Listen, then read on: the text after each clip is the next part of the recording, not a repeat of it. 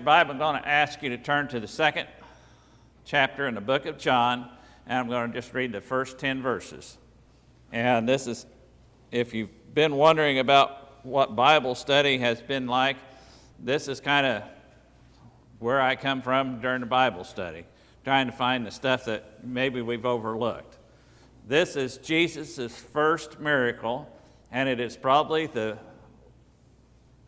most used miracle for jokes of any passage of Scripture there is. This is where Jesus turns the water into wine. And if you haven't heard a joke about, oh, well, he's done it again, then you haven't ever heard a joke. But I want to look at it from Mary's perspective more than anything else. I'm going to read the first 5 verses to start with.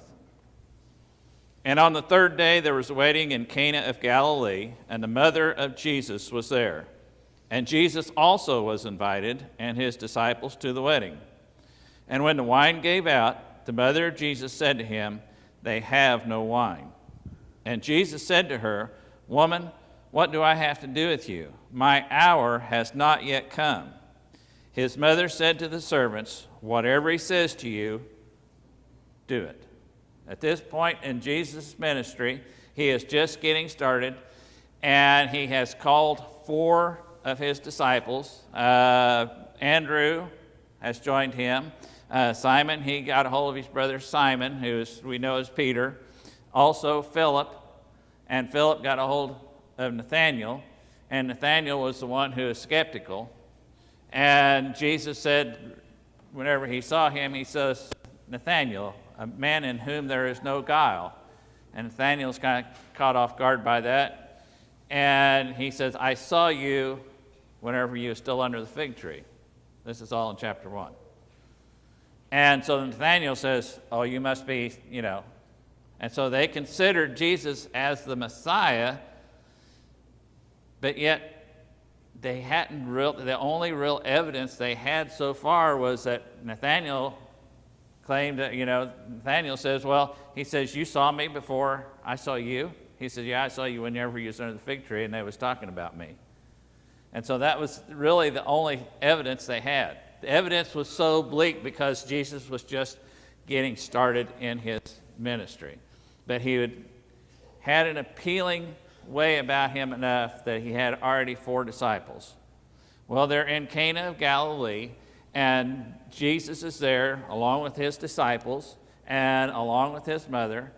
And as the feast goes on, now this is not a wedding like we have today, to where you have a wedding at 2 o'clock and then you have pictures until 6 o'clock, and then you have a party from 6 o'clock till 9 or 10 o'clock, and then there's always a few that hang around till midnight, 1 or 2 o'clock in the morning that you have to drag home, or they sleep it off before they go home. That was not it. A wedding feast back in those days was a long, drawn-out thing. I mean, it might go on for days. At this point, it says that the wedding feast was going on, and they ran out of wine. Now, can you imagine how the message got around? This was not a pronouncement that they got up on the sound system and says, "Testing 1, 2, we're out of wine, so you guys might as well go home now." But nobody knew that they were out of wine, except probably the first person who went up to get another cup or get another swig of it and found out it's empty. We don't have any more. And you know what travels faster than anything? Bad news. Bad news travels faster than anything else, and it traveled through the crowd. They're out of wine. They're out of wine. They're out of wine. Mary finds out about it and says they're out of wine. What does she do? First thing she does, she goes to Jesus and says, "They have no wine." And Jesus starts protesting. He says, "What's that got to do with me?" Then she turns, without even paying attention to Jesus, she turns to the servant. She says, "Whatever he tells you to do, just do it. Whatever he says to you, just do it." And then it's just like she removes herself from the situation. Don't you wish you had that kind of a prayer life? That you could just say, "Lord, here's my problem. now that I know you've got it, we're done. I know you're going to take care of it, so I don't have to mess with it. Jesus says, woman, what do you got to do with me? Why? It's not my time yet. Whatever he says to do, just do it. Now, how could Mary act and carry on in such a way that she would just make the pronouncement, they're out of wine, whatever he says to do, just do it?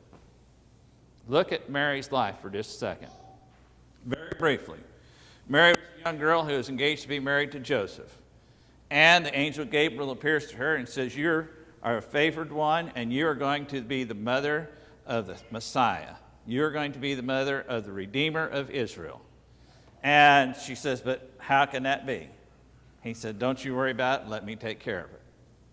You'll conceive by the Holy Spirit, and you will be with child, and he will be called the Son of the Most High God. And she accepts it. I mean, probably the one thing that she had in her favor for being able to accept that was that she was young. She didn't have to go through all the, well, how can this happen, and how can this happen, and what happens to this and that, and everything. She just accepts it. So be it.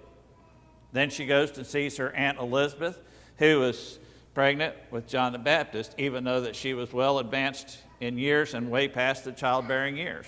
And she stays with her for a while. Comes back home. Joseph shows up, and here she is carrying a little belly. That didn't fly in those days. It just did not work. Joseph, by all rights, could have called her out, drug her out into the streets, and said, this woman who is supposed to be a virgin is with child, and it is not mine, and he could have had her stoned to death in the public square.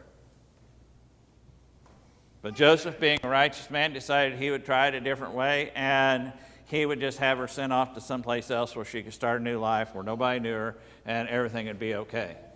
Mary, all the while going through, she had to be going through in her mind, this is not kind of what really I had picked out whenever you told me I was going to be the mother of the Son of God.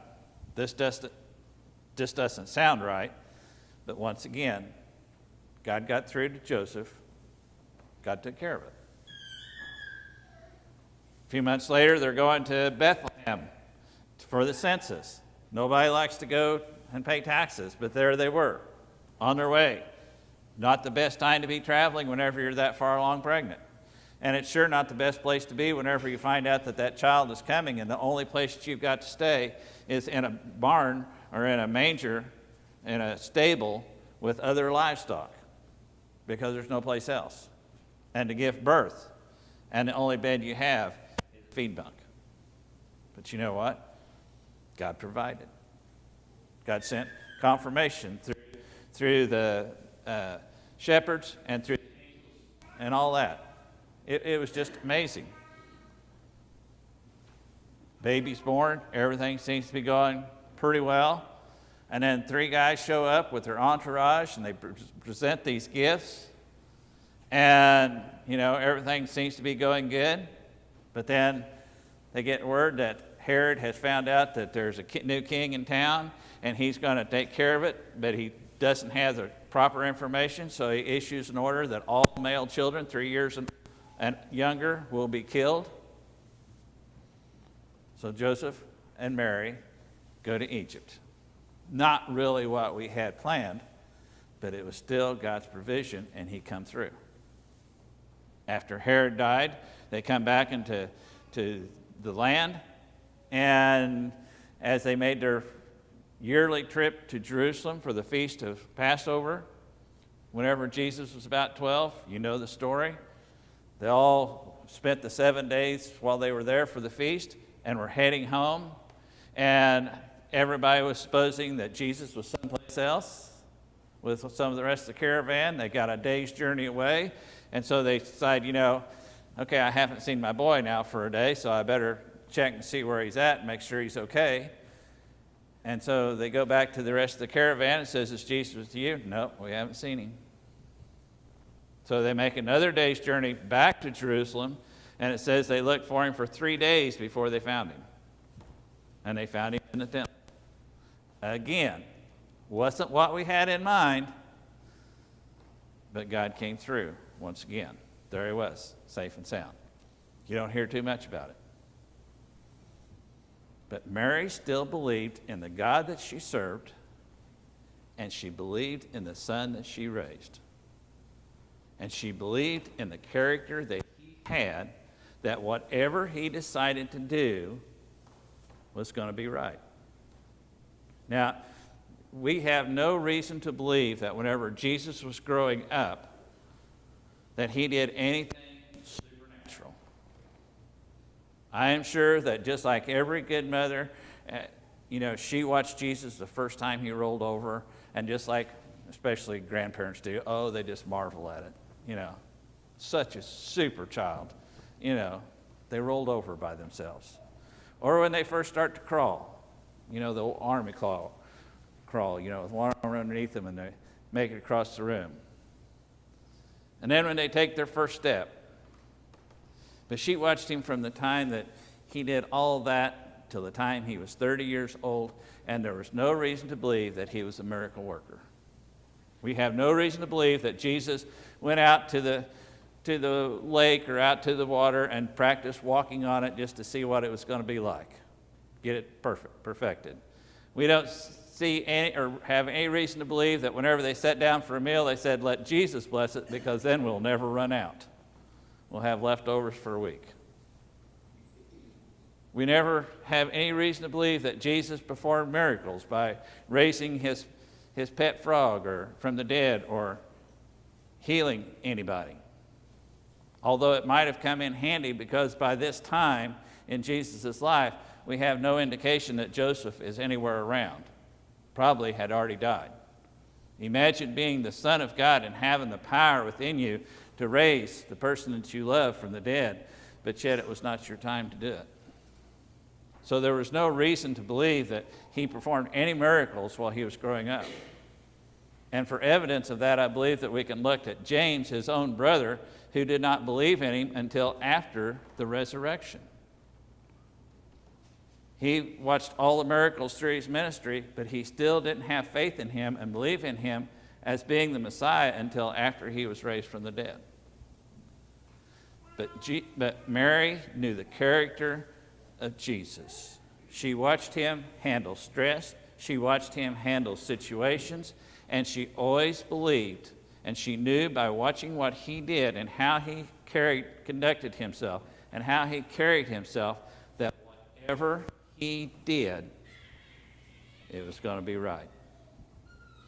So she comes to Jesus and she says, "Jesus, they have no wine. I don't know what you're going to do about it.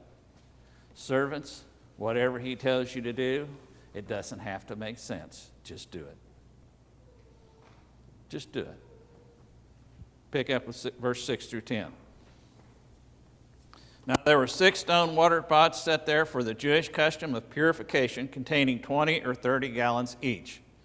Jesus said to them, "Fill the water pots with water." And they filled them up to the brim. And he said to them, "Draw some out now and take it to the head waiter." And they took it to him. And when the head waiter tasted the water, which had become wine, and did not know where it had come from, but the servants who had drawn the water knew, the head waiter called the bridegroom, and he said to him, "Every man serves the good wine first, and when men have drunk freely, then that which is poor. You have kept the good wine until now." Whatever he says to do, just do it. Pretty powerful words whenever you're the servant and you're the one who has to do it. He says, "See those 6 water pots over there? Each one of them holds about 20, 30 gallons. Yeah, those water pots that they washed their hands and their feet in whenever they got here. They washed all the grime and stuff off their feet. That kind of looks almost like muddy water by now. Go fill them up with water."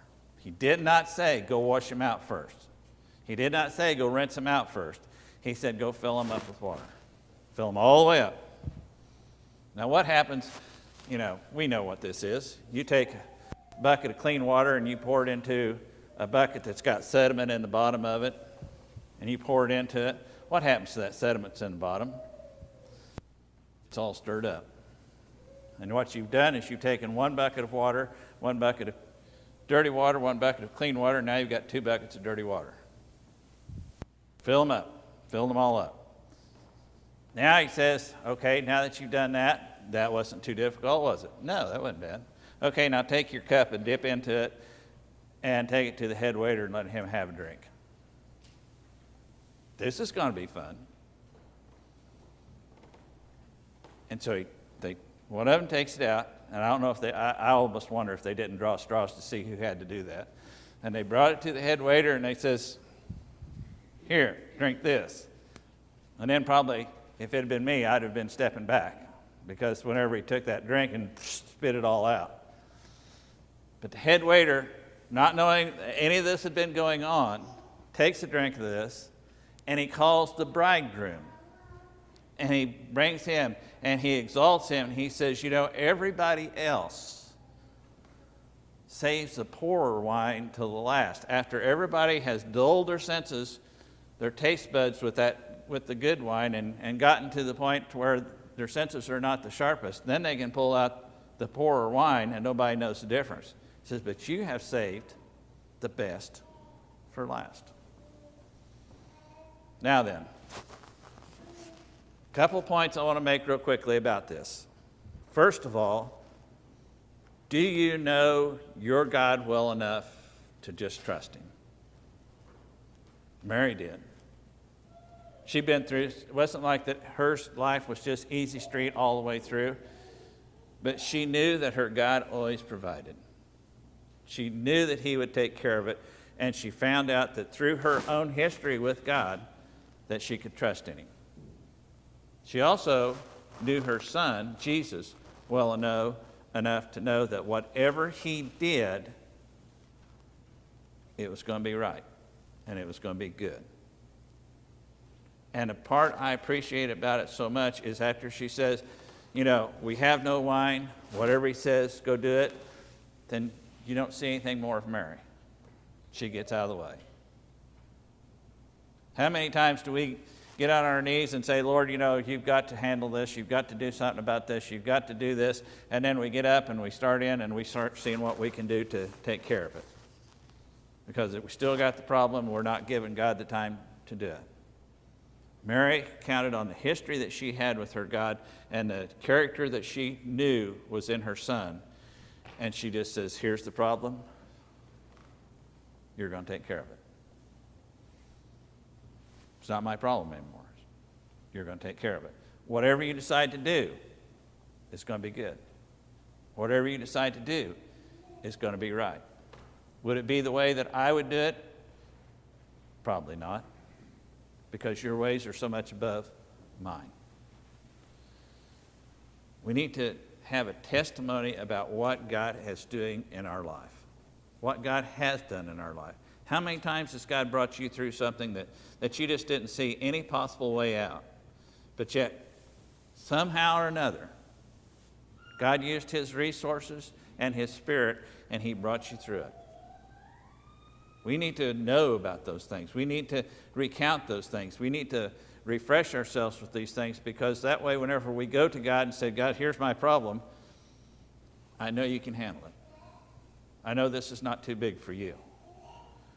And then I believe that because we are children of the Most High God, that we should be imitators of Christ. And what I mean by that, we should try to walk the way he walked.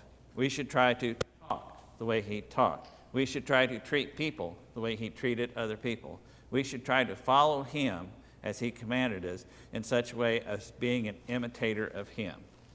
In other words, that whenever we give our life over to Christ, we should begin developing a new character about us that is in the likeness of Christ.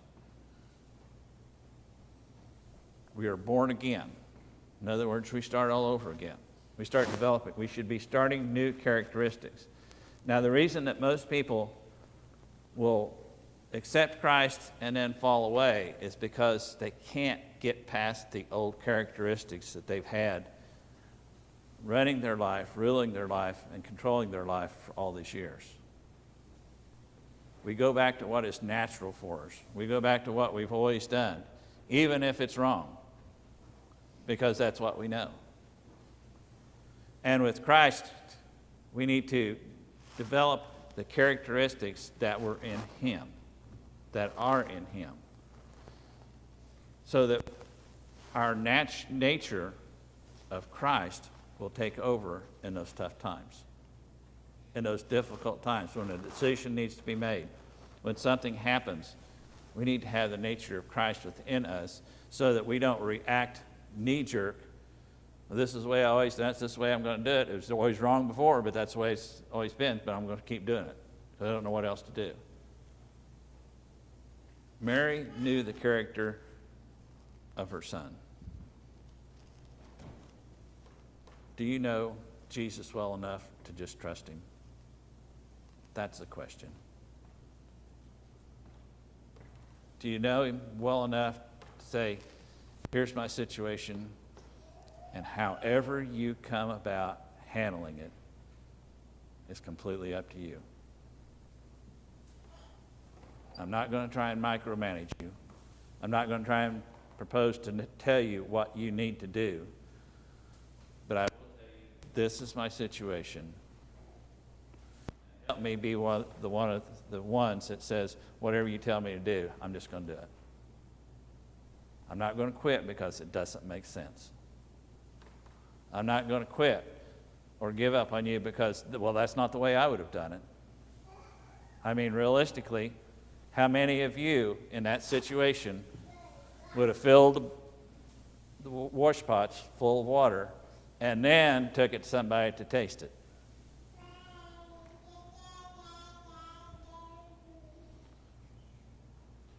If we can, the more of the characteristics that we develop of Christ, the more we can be counted on. One thing that the outside world is looking for, the unsaved world is looking for more than anything else, is something that is consistent, something that is always dependable, something that always rings true. Our characteristics make us to where we're predictable. Let me give you a real quick example, and I'm going to quit at this. How many times have you given your toddler a cup because you was in a hurry that had milk or juice or whatever in it, but you didn't take time to put a lid on it because you was just in a hurry? And then you act all surprised because they spilled it. You know, for us, Aspen is our little goober. I mean, if there's a mess to be made, she's going to make it. And it's not really upsetting because you give her something, you know what's going to happen to it. That's just, I mean, that's just who she is. You know, hopefully she's going to outgrow it, but, you know, still yet. But it's something you can depend on because that is the characteristic. We've got other grandchildren that, you know, this is their characteristic. You can always count on them to react in this way. As Christians, shouldn't we always be counted on to act like in the manner of Christ?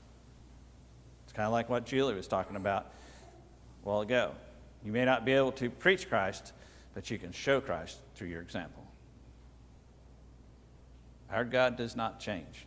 We don't have to wonder if we're hitting him on a good day or a bad day. We don't have to wonder if he's going to take care of it or not.